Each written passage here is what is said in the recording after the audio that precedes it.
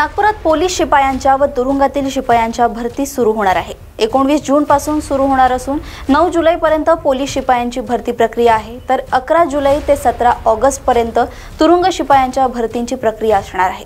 याबाबत पोलीस आयुक्त रवींद्र सिंघल यांनी पत्रकार परिषदेच्या माध्यमातून माहिती दिली आहे। नागपूर शहरामध्ये जी भरती आहे पोलीस शिपायांची आणि जेल डिपार्टमेंटचे शिपाई जे त्यांची भरती सुरू होणार आहे ते 19 जून पासून आणि 9 जुलै पर्यंत पोलीस शिपाई पदांची भरती आहे।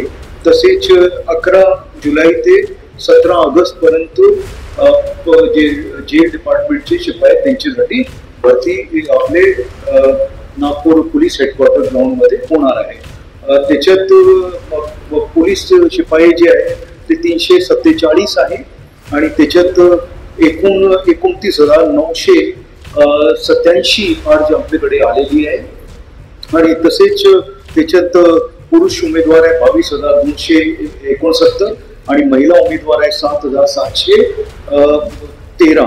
तसेच त्याच्यात तृतीयपंथी जे आहे ते 5 त्यांचे अर्ज प्राप्त झालेले आहे आणि जसं मी सांगितलं की जेल डिपार्टमेंट त्यांचे 255 पद आहे, त्यासाठी 55,297 अर्ज आमच्याकडे आलेली आहे। त्याच्यात 39,674 अर्ज पुरुषांचे आणि महिलांचे 15,618 अर्ज आहे आणि तिथेही 5 तृतीयपंथी आहे त्यांनी अर्ज दाखल केलेले आहेत।